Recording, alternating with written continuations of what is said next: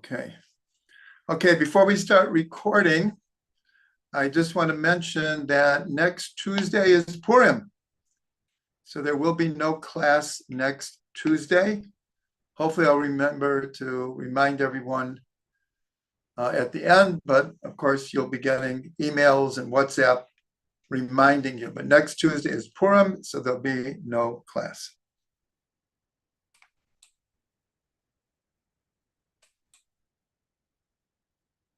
Welcome everyone to Journeys Through the Books of the Prophets.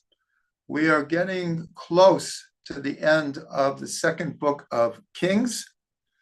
We'll have a class tonight and perhaps just one more or two at the most.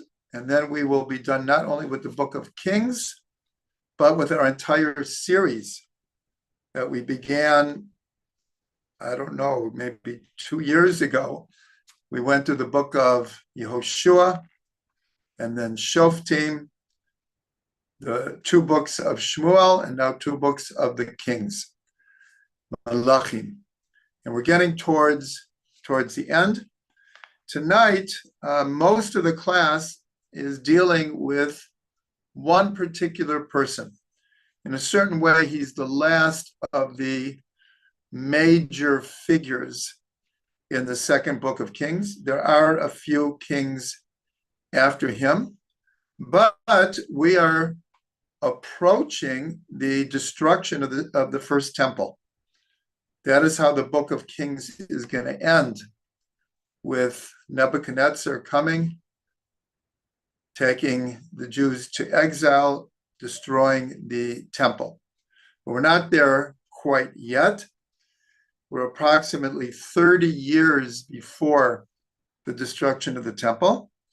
And just quickly to review, the son of Chizkiyahu was described as one of the greatest of the kings of Yehuda, of the southern kingdom, very, very righteous, did many, many righteous things.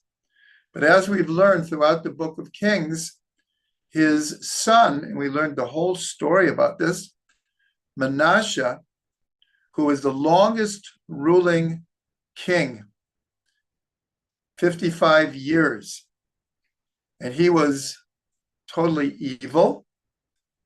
And we see this dynamic over and over again, that a good king many times gives birth to a evil king, and the opposite. Sometimes evil kings, their sons who become kings are righteous. So here Manasseh is unique in the fact that many years into his kingship, he was actually taken off to Babylonia. And while he was there, it was very traumatic. He actually did tshuva. And when he came back, he really changed his ways. He didn't kind of fake tshuva so God would help him out in the moment. But all of the evil that he did in Israel, he tried to rectify. In the last class that we're going to do, we're going to be learning from the Talmud, where there are different opinions whether Manasseh has a place in the world to come. Some say yes, some say no. That we will learn. But when Manasseh dies, he had done tshuva and he had changed his ways and he tried to fix what he had done in the kingdom. And yet his son turned out to be another idol worshiper, Ammon. He only ruled, this is the end of chapter 21. He only ruled for 2 years, and then his palace guards killed him. We see this happened over and over again, where kings are assassinated either by the people around them or their own children. And that's how chapter 21 ends. And Amon's son is Yoshiyahu. And that will be the figure that we will be dealing at the beginning of chapter 22, mostly tonight. So Yoshiyahu, the text tells us, became king at age 8. And it doesn't say that much if he was a good king or an evil king, but he took over and he was accepted by the people. And then it says, and again, it doesn't say very much from the age 8, but in his 18th year of ruling, so he was 26 at the time, what happened is the following, is that the high priest of the time was Chilkiyahu. He was in the same family of Isaiah.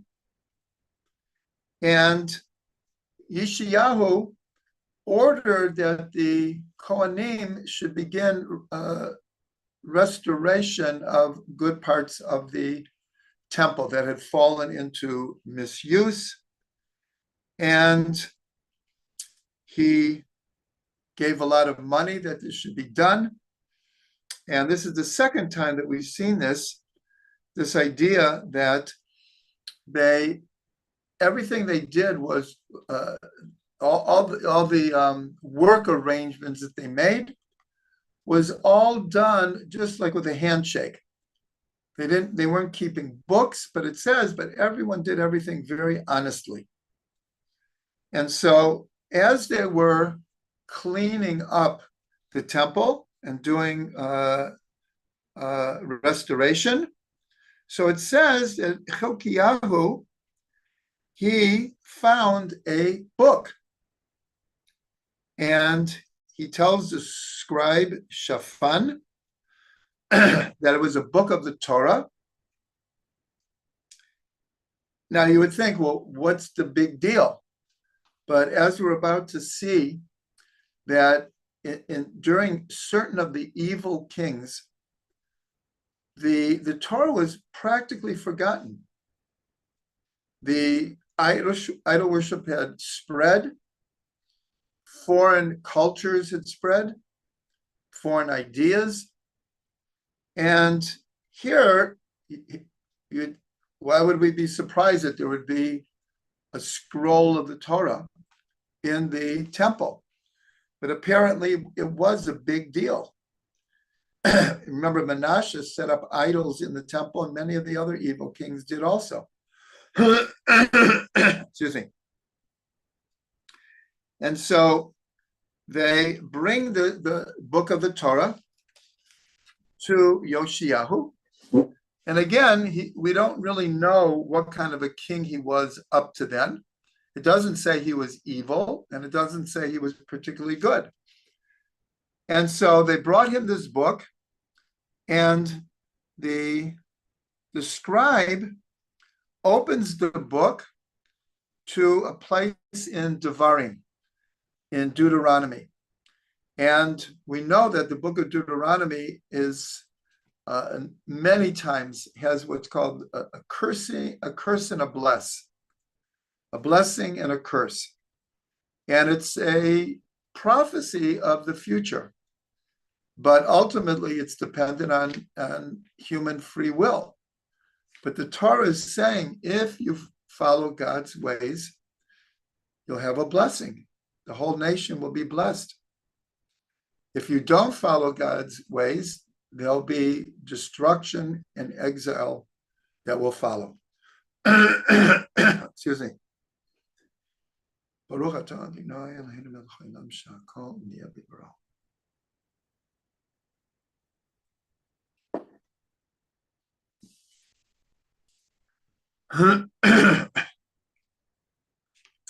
And so they open to a place in Devarim, which is warning that if you don't follow God's ways, you and your king will be exiled and destruction will follow.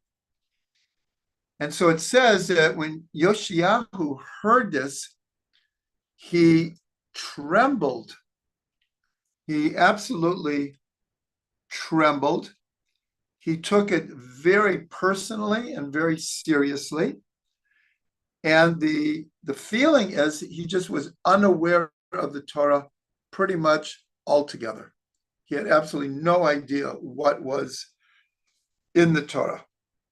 And so here, the king is just, it's traumatic for him. He is the king, and he knows he's the representative of the people. And now he's being told that if you're not following God's ways, exile is going to follow. And so he asked that the high priest asked a prophet, how should I take this? How should I relate to this? And so it says in the 14th verse that they went to Huldah, the prophetess, and they asked her, how do we understand that we found this book and we opened to this place? And the king is very, very concerned here.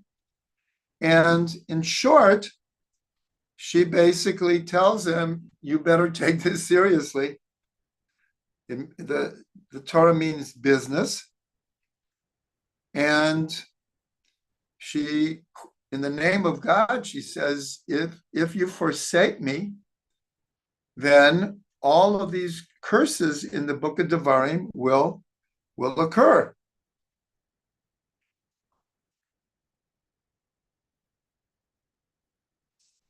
And she prophesies in God's name, and is basically warning him that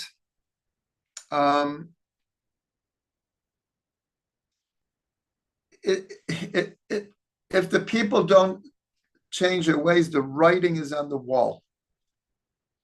In other words, because of all of the evil, and especially because of Manasseh, that in a certain way, the fate of Jerusalem and Yehuda has been sealed. There's always a place for tshuva, but then Huldah tells him, but because you have sincerely taken it upon yourself to do something about this, so you will be buried you will be gathered to your fathers, and you will be buried in peace. Now, there's a big question about this that we won't get to later, because it seems like a contradiction when we learn what actually happens to Yoshiyahu. And we'll revisit that. So now I just want to say a few things, because except for a few times in the Tanakh, anytime a person would go to a prophet, it was a male prophet. But here they're going to Huldah. So I just want to talk a little bit about Huldah, who she was, and understand the context. Excuse me.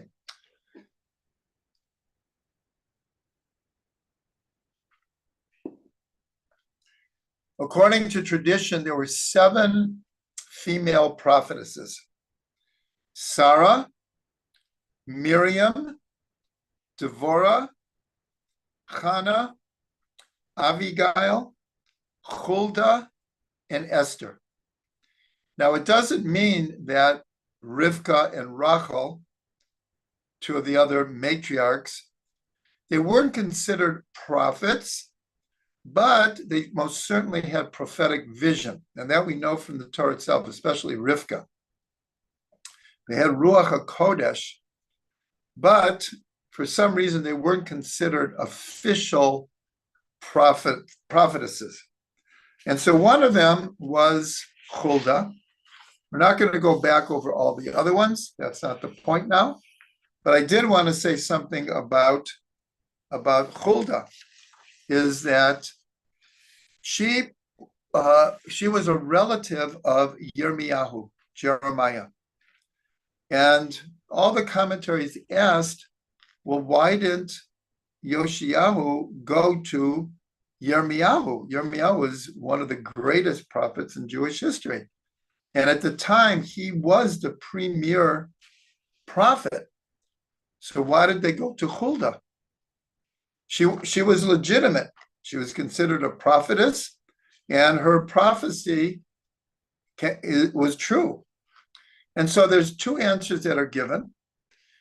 Interesting that this is approximately 150 to 200 years after the exile of the 10 northern tribes. And so one of the opinions given in the Gemara, well, where was Yirmiyahu? And they answer, he was in a search party looking for the 10 tribes in order to try to bring them back to Israel before they got completely assimilated or spread out all over the world. There's not a lot of details about where he went and what his plan was. But nonetheless, that's one of the traditions, that he was not in Jerusalem at the time because he was looking for the 10 tribes. Another opinion that is given is a very interesting one, is that Chilkiyahu went to find Huldah, thought that going to a woman prophetess, she would have more compassion than going to Yirmiyahu. Now, Yirmiyahu at that point was already kind of known as the prophet of doom, because he had already been warning the kings, the people, of what fate awaited them if they didn't change their ways. And so there was reasoning that, well, we'll go to a female prophetess, and perhaps she'll have more compassion. Now, that reasoning is not sound, because a prophet or a prophetess, it's not a matter of compassion or severity. If they're privy to the word of God, so they're going to give over the word of God. And so Huldah also, there wasn't a lot of compassion in what she was telling them. She was saying that there's so much water under the bridge already that, unless something drastic happens, the fate of Israel is almost sealed.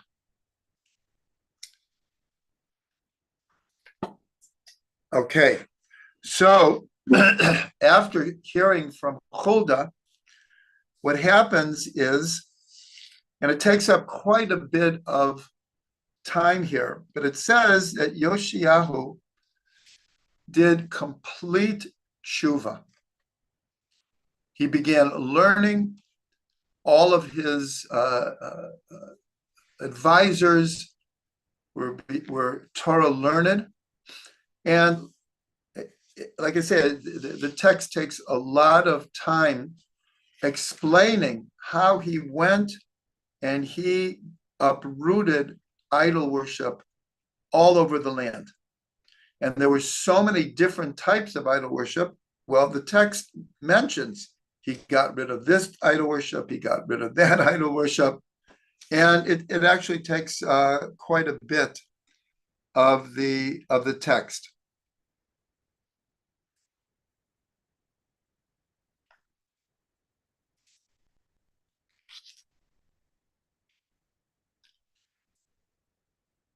Okay, so that's almost all of chapter 23 is about him cleaning up the land, his doing tshuva, And the text says,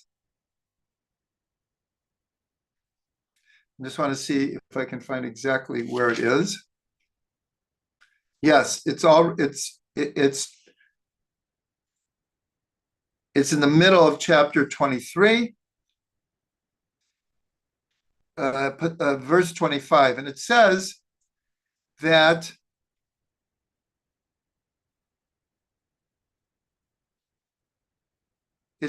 there was no king before him that turned to God with his whole heart and with his whole soul and his whole might. Now, these are the words that we say in the first passage after the Shema. Yahavta et Hashem Elokecha b'chol lebavcha u'b'chol nafshecha u'b'chol me'odecha. You shall love God, your God, with all your heart, with all your soul, and all of your might.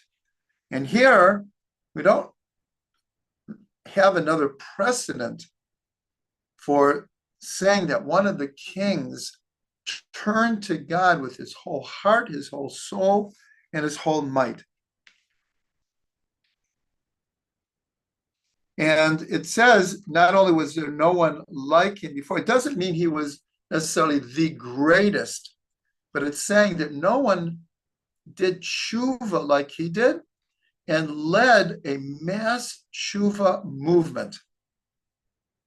In other words, he, with the force of his being, he not only got rid of idol worship, but he reintroduced and inspired people to return to the Torah. And so the text says that no one rose like him.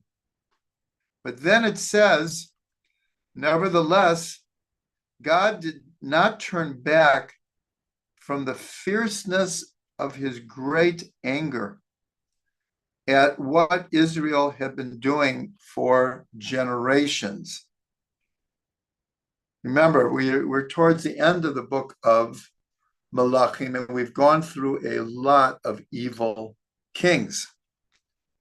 And basically, like I said, even though we know that there's always room for tshuva, just like he did tshuva, but apparently not everyone did tshuva.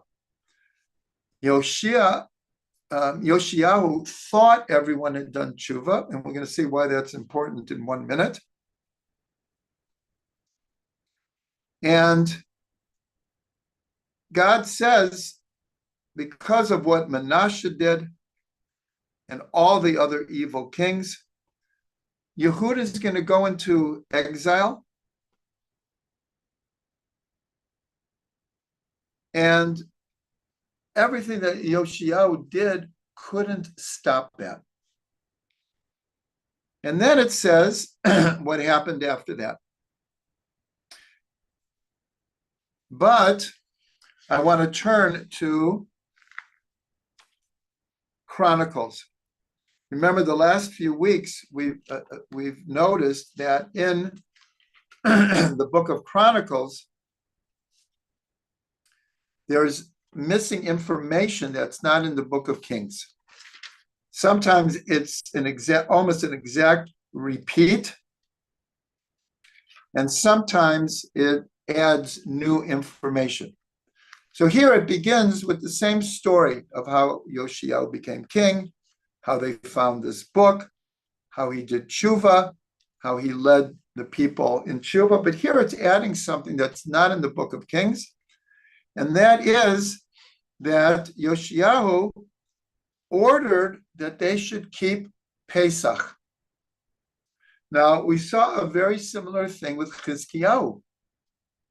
And it appeared that as a whole people and the service in the temple the people were not keeping it faithfully. Now, it doesn't mean that individuals weren't, but as a whole people, and especially in the temple, it appears that like after some of these kings ruled for 10, 15, 20 years, and it was all idol worship, and that Pesach, along with the other holidays, kind of fell into disuse. So we saw that Chizkiyahu, he also reintroduced Pesach, but there was and it was a tremendous celebration, but there was a problem there. If you remember, we learned that there were 6 things that Chizkiyahu did on his own opinion. He didn't ask the rabbis. He decided. And later the sages say 3 of them, the sages approved or would have approved retroactively. But there are 3 of things that he did that they would not have approved. And one of them was when Chizkiyahu decided that it was time to keep Pesach. The month of Adar had already passed. We're in the month of Adar now. And we know that in order to keep the lunar calendar and the solar calendar in tune with each other, 7 times in every 19-year cycle, an added Adar has to be added, because the lunar calendar is 11 days shorter than the solar calendar. So if we kept only a lunar calendar, Pesach would not come in the spring, because every 3 months, Pesach would move a month earlier. And that's why, for example, Muslims have a purely lunar calendar. Therefore, in the course of a number of years, Ramadan moves through the calendar. It's not in the same month or even the same season. So the Torah says a number of times, Pesach must be in the spring. But to make that happen, you have to add an extra month of Adar 7 times in a 19-year cycle. But when Chizkiyahu decided, it was already Nisan, and he was determined to reintroduce Pesach. It was a very important thing. So he added a second Nisan. And they kept Pesach in the second Nisan. It was already deep into the spring, getting towards summer. And the sages didn't agree that that was the right thing to do. So here we have Yoshiyahu is also trying to make sure that Pesach happens, but he does it correctly.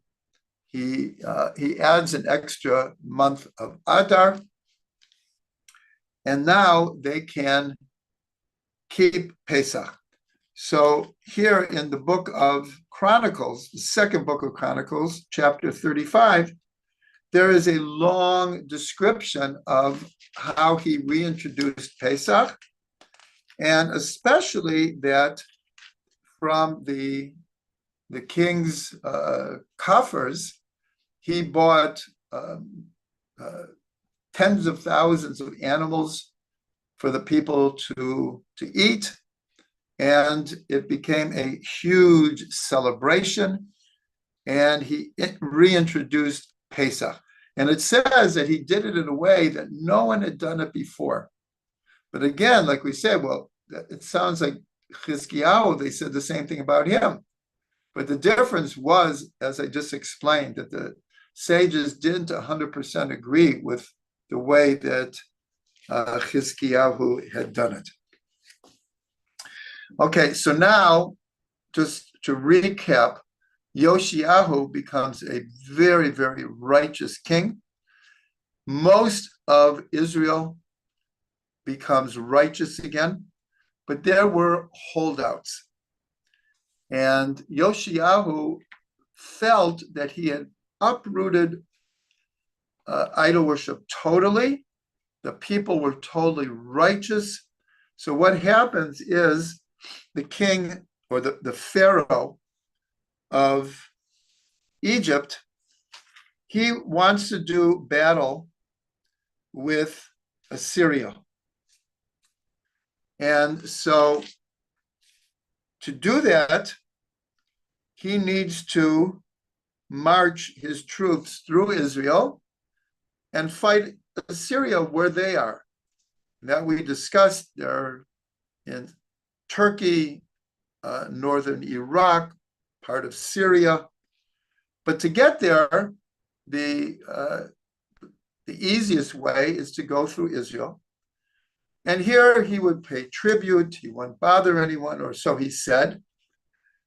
But Yoshiyahu felt there's a verse in Devarim that when the people are righteous and there's a blessing on the land, even a king that just wants to march through the land to go fight somewhere else, even that wouldn't happen. In other words, the land would be completely peaceful, would have no part of war. And so the king, in a certain way, promises, I won't do any harm, just let me march through your land. And interestingly enough, now Yirmiyahu appears. And he tells Yoshiyahu, you should let them. He's a prophet. And he's telling him it will be okay. But Yoshiyahu at this point is zealous that all the people are righteous and there's no reason we should allow this king and his armies to march through our land. And so he doesn't listen to Yirmiyahu, and he goes out and he does battle with the king of Egypt, with the Pharaoh of Egypt. And it is a tragedy. Yoshiyahu is killed. And here it says that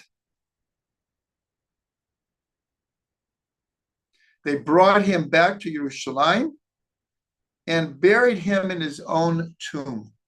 So if you remember before, we have what was a bit of a contradiction, because Huldah said that God recognizes that you are totally righteous, but it's too little, too late at this point.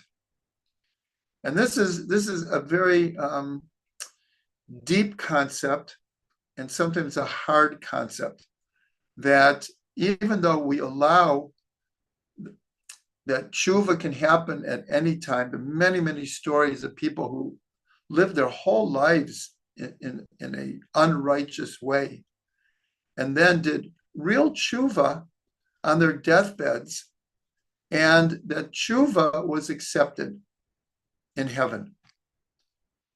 Other times, it doesn't work out like that. And of course, only God has the accounting. And sometimes it's like, well, why in this case and not in this case? These are things that we don't know. And we have to accept by faith. And so even with everything that Yoshiyahu did, it appears that from God's point of view and from how he saw history having to play itself out, and the laws of a measure for a measure, mida keneged mida, somehow it was determined that ultimately Jerusalem would be destroyed. And so, but there, Huldah says to them, despite that, because you have been such a righteous person, you will come to your end days in peace, and you will be buried with your fathers. So he said it's a little bit of a contradiction, because here he was killed in battle, but here it does say that he was brought back to Jerusalem and he was buried in the proper place. And so ultimately it's not a contradiction. It's not a contradiction. He did end up being buried in Jerusalem along with what's called buried with his fathers. Now, here I want to mention something, is that, as I said, Yirmiyahu appears here, and I believe it's the only time in the Book of Kings Yirmiyahu is mentioned. And his advice to Yoshiyahu, who he loved very much, because he saw the tshuva that he did, and he saw the change in the people. And of course, he was hoping this would be enough to turn the tide. And so he told him, let the king of Egypt go through. And Yoshiyahu did not listen. And we're told that as Yoshiyahu is dying, we'll see that he was struck with 300 arrows, because once the enemy understood that this was the king, so they shot 300 arrows at him and pierced him. And so on Tisha B'Av, we know that Tisha B'Av is call it the low point of the year. And we read Yirmiyahu's book, Eicha, Lamentations. And in the 4th chapter of Lamentations, we're told by tradition that he had in mind the death of Yoshiyahu. And in what are called the keynote are like very sad poems about various tragedies that have happened in Jewish history.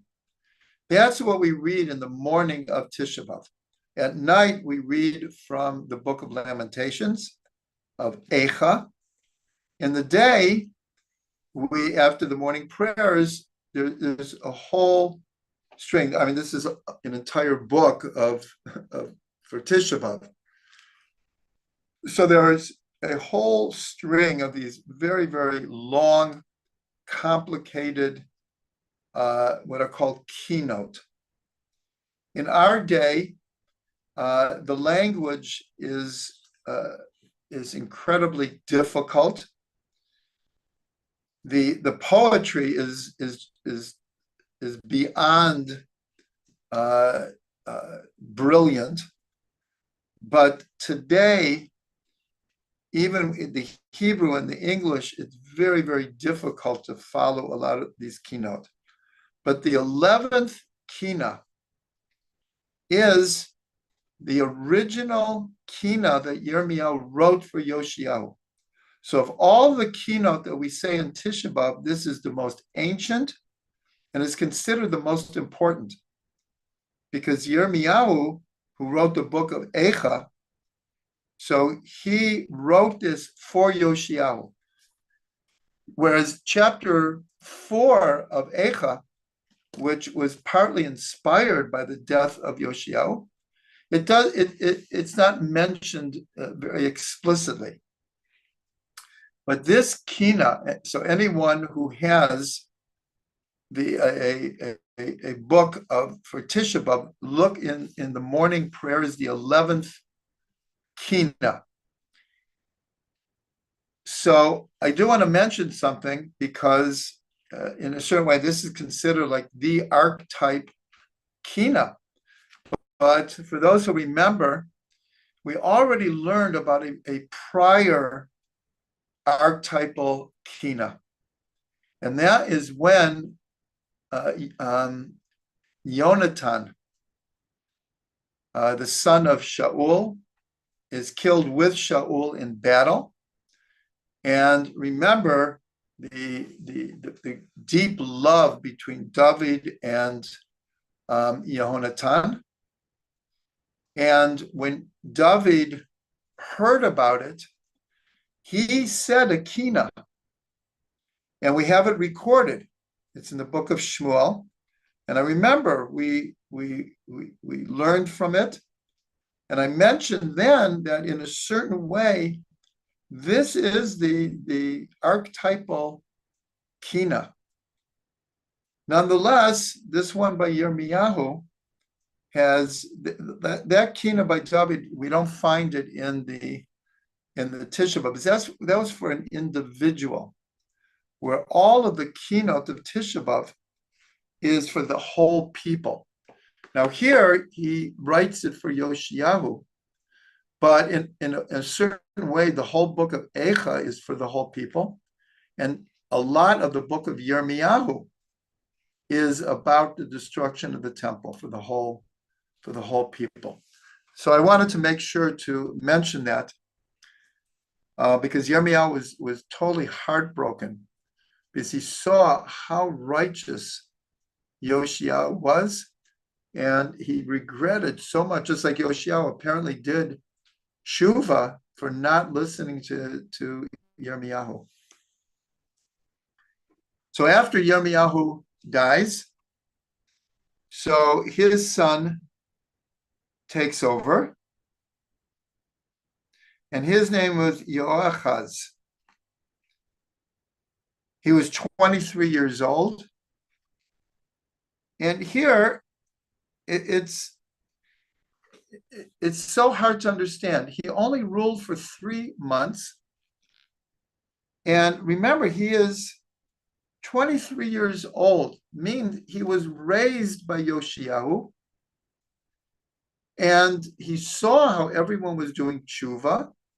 He saw how his father was leading everyone in a righteous path. And it says that he did evil in the eyes of God. Again, it goes back over and over and over again. And it said he did evil just like all the previous kings had done, not like his father, but like Manasseh and all the other evil kings. And the same Paro that passed through the land and fought against Assyria, so his name is Paro Necha. And when he came back from fighting Assyria, so he replaced the son of Yoshiyahu, and he put Yehoiakim on the throne. Here was a foreign king deciding who is now going to be king. In other words, Israel is very quickly losing its autonomy, its sovereignty, because here we see a foreign king is establishing who is king now.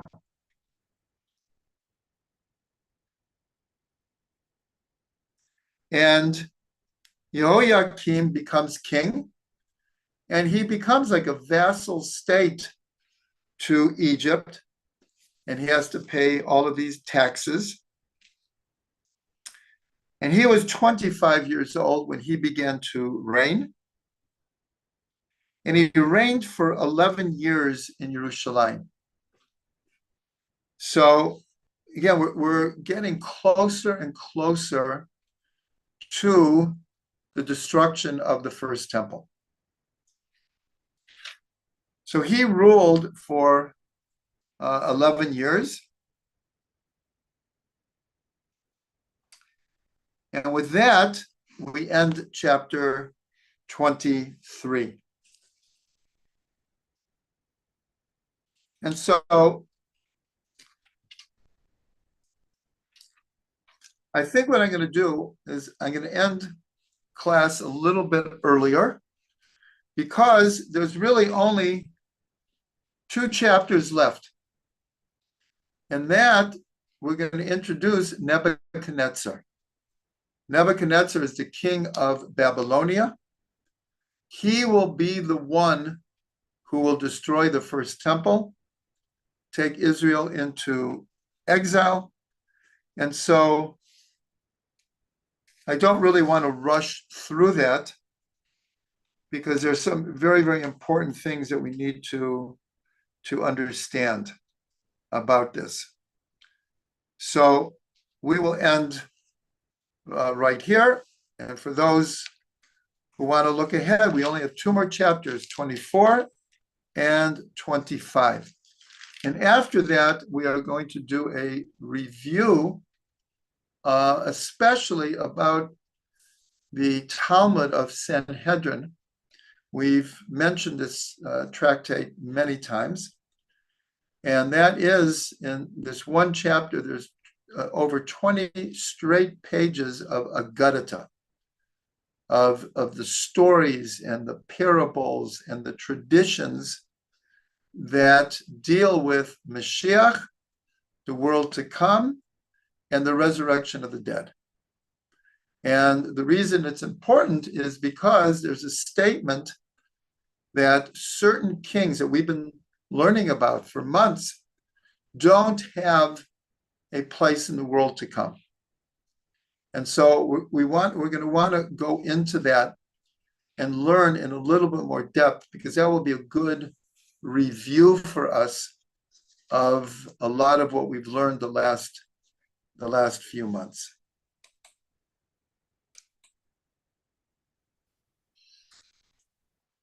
Okay. So before I forget, no class next week. Remember, it's Purim. Next Tuesday is Purim. We'll have a class the next week. And as I said, there's really only one or probably two more classes in this series. And then we're going to do something short, because we'll be leaving for Pesach. And we'll be gone for a few weeks, and we usually take a break at that time anyways. Everyone's so busy. Of course, all of that is on the assumption that there's not a major war that Israel is involved with. Obviously, people who are following the news, this is on everyone's mind. And if something does break out between America and Iran, there's a very good possibility that Israel is going to be involved, either offensively or defensively, and then go on the offensive. But if so, there's a good chance that the airport will close and I might not be able to get out of here. Nonetheless, we're hoping to.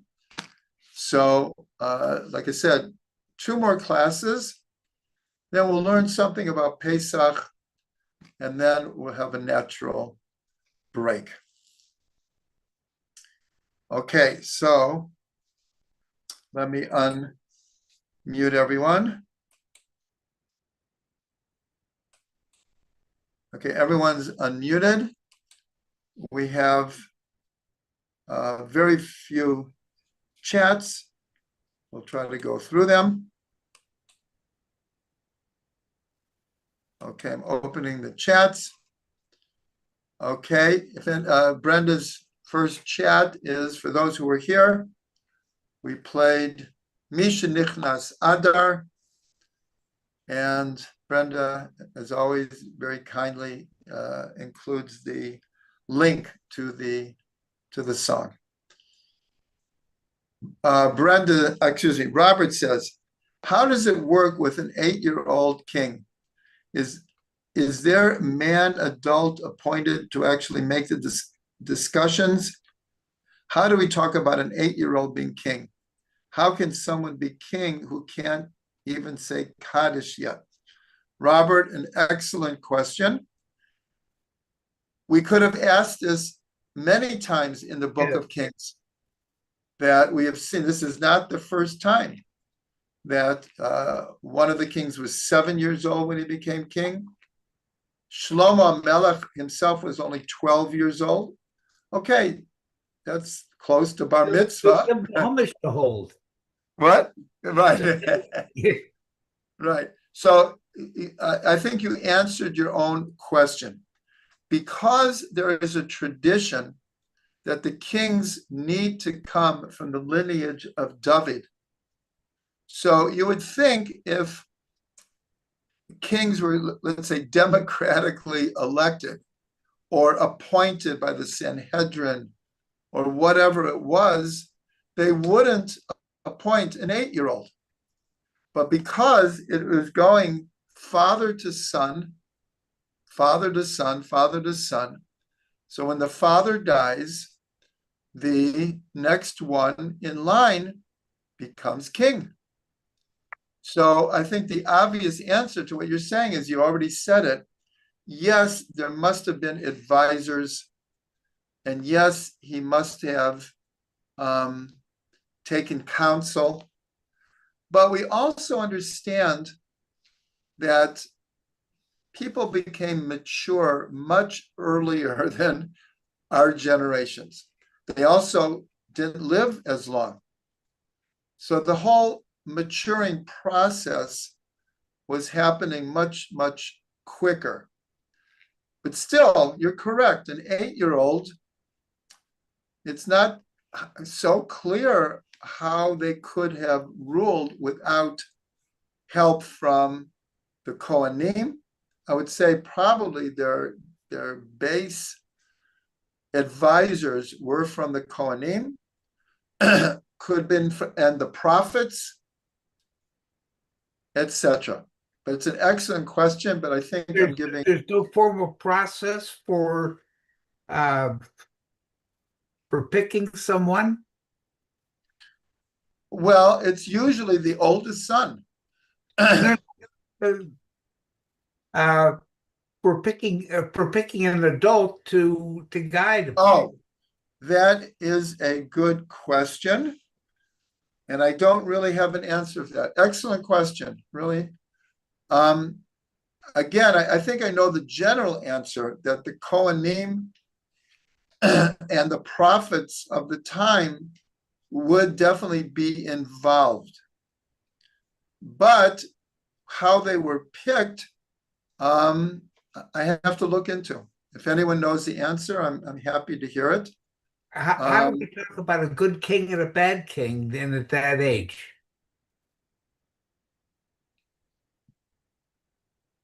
Let me think about that. Well, again, I brought a couple of examples, but most of them were in their 20s when they became king. He became king at 8. I'm trying to think the name of the one. Give me a second. He became king, I believe, at 7.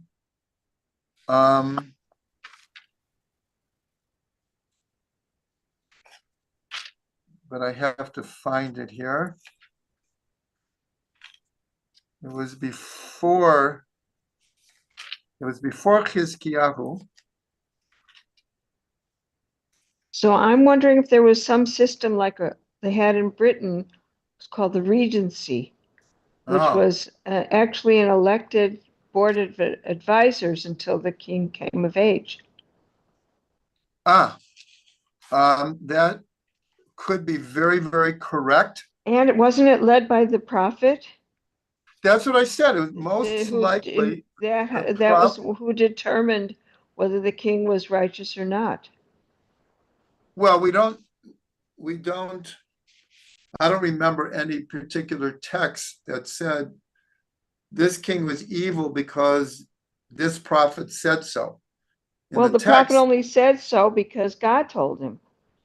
I know, but the text doesn't mention that. It just says, and this king did evil in the eyes of God. It doesn't say like who determined that was true. I don't know of any case where, remember, this is the only time, for example, Yirmiyahu was mentioned in the book of Kings at all. This one time, and one time Huldah. The last ones we had were Elisha and Eliyahu. And yes, Elisha and Eliyahu were very, very involved with evil kings and, gave them musar. And that could be true in some of the cases. But I think you're right, Rachel, that there must have been some established way that a young king was able to operate with the help of those who knew better. But again, I don't know a particular source that will tell us. I mean, I've been we've been learning Mamlo Ez through this whole thing. I don't remember one time the Mamlo Ez points out a whole system of how a young king could be king until he became more mature. But I'm Rabbi? sure, yes. Yeah. No, forgive me. You finish. You finish, please. No, I'm done. I'm done. Oh, okay. I just wanted to say this isn't something that would be overarching, but at Chabad, it really touched my heart. There's an article there on King Josiah, it says, but it says it was fortunate for him, meaning Josiah and his country, that he was guided by pious men. And then listen to this lineup. Like high priest Hilkiah, his son Jeremiah, Shaphan, the royal scribe, his son Ahiakam, by Shulem, the faithful chamberlain, and his wife, the prophetess Huldah. So in this particular case, you have this amazing team of people that were there to guide and I would assume educate this very young king. Now that doesn't translate or extend to the other ones that you're talking about, but in this case, he had quite a lineup of good people to help him through. Yes. Yes, but I just want to say that I think if we look at the text carefully, it mentions all of these people, and these were the ones who came originally with this book of the Torah, but it doesn't say explicitly. I think you're 100% correct. The fact that it mentions all of these people, and this is not the only time, that there were other kings where it mentions who was the general of the army, who was the scribe, who was in charge of the building, who was the high priest of the time. But here, all of these names that you're mentioning, it doesn't say explicitly. These are those ones that assisted. Now, first of all, when they find the book, he's already 26 years old. So they wouldn't, again, every king has advisors. That is clear. Especially with Shlomo HaMelech, it mentions many, many, many, many names of people who he had appointed in different roles. And the same thing with David HaMelech. And here, Yoshiyahu is 26 years old already. So again, what we're just missing in the written text, I think everyone is contributing to our understanding here. And thank you, Robert, for even asking the question. So it seems clear that a 7 or 8-year-old is going to need guidance. The only thing that we need to fill in here, and all of these names are probably the ones that are doing it. And it could be the mother. Because remember, when, let's say, a king is killed in battle, well, it doesn't say that necessarily the wife was killed in battle. There's still a mother figure here. So we should put that. No one's mentioned that, and I'm adding that to what everyone has said, and I think everyone is saying is correct. But also, the mother will become a very, very important figure. And I did mention many times, as I said, there's no way we can go through every detail. But here with Yoshiyahu, it mentions who his mother's name is. And in almost all of the kings, not all, but almost all the kings, it doesn't mention who their wives were, but it does mention who their mothers were. So I would just add that when a king became king at a very young age, it makes sense that the mother figure was very, very important in the transition until the king could more or less stand on his own feet. It's very, to me, it's very strange that we don't have this documentation, particularly in a culture and a religion that documents everything. I hear you. And what I could say is, I was just being very honest, saying, I don't know of the source. Now, it could be in the Gemara. This is discussed at length. I'm not familiar with it. There could be a midrash. I don't think there's a Mishnah that deals with this. And I don't know of a particular halacha, or even in the Rambam. So that would be a good place to look, because the Rambam has a whole section of Mishnah Torah called Hilchot Malachim, the laws of kings. So that might be the first place that I'm going to look, but I doubt that it's there. So maybe in the Mamlo Ez, in all of my learning, I just skipped over it, but I tend to doubt it. I'm just not sure there's an actual source. But again, Robert, your original question was great. Everyone who chipped in, I think we have more of a picture. I think all that we're missing is it written someplace explicitly? That's what I think we're missing here. Rabbi? Okay. Oh, Yes. I'm sorry. Just one Go more thing ahead. before we pass on. There's something else. I put it in the chat. It's the article. It's called King Josiah at Chabad. But there's something so beautiful embedded also in the article. And they make a reference that when the book was found in the wall, it Yeah. was high priest Hilkiah that found it. And they said that it was the Torah of Moshe. Okay, Yes. so you've got that kind of a scroll that was found at that particular juncture in time. And I have to share this because it's so beautiful. I was in the Baal Halter Reams commentary on Shabbat, and I'm going to cite it so that folks can look it up later, but it's in the 25th chapter, verses 1 and 2. But it's where it says, and this is from the Baal Halter Reams commentary, speak to the children of Israel and let them take for me a portion. The note on that is so beautiful that you just have to stop. And like, if you could live there for a week, it'd be the best vacation ever, because what it says is, I it could says, use that vacation. well, you know what? Then this is my love for you and Raquel. Please just open this up, because it says this.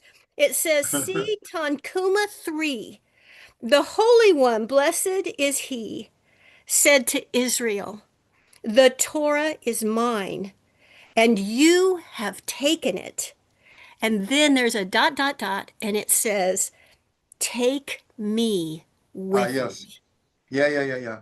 And I'm here That- to say, oh my goodness. And to me, it does Yeah. tie into this, because when that book, that scroll that was Moses's, came out of that wall, that is the one that caused and implemented that kind of mass teshuvah. But also, I mean, just to imagine the light and the vessel of that moment in space and time. But to say, take me with it, because it's one thing to have the Torah and to do your best to understand it. But, you know, God forbid, there are people who learn it for the wrong reasons. And there are people who use it for the wrong reasons, some intentionally, some not so. Sometimes it's not unintentional.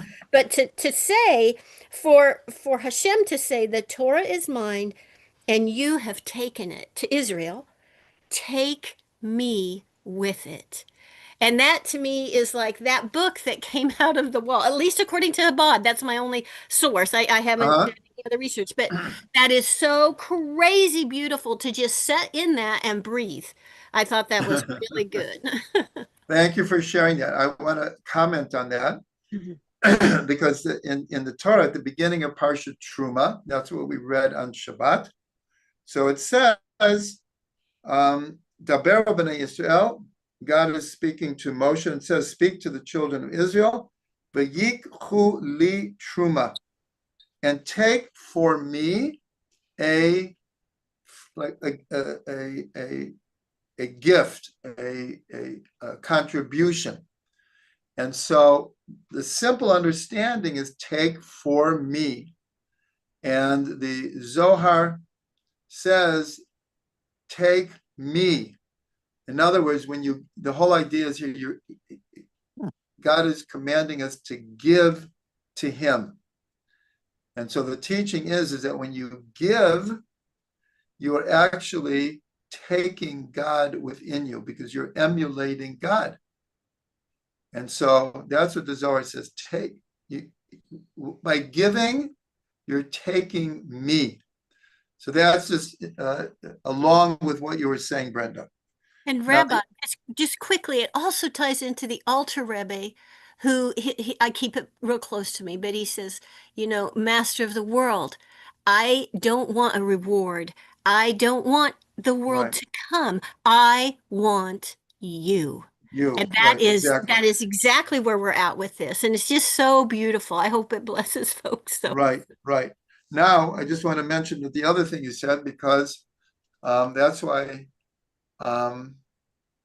one second, hold on.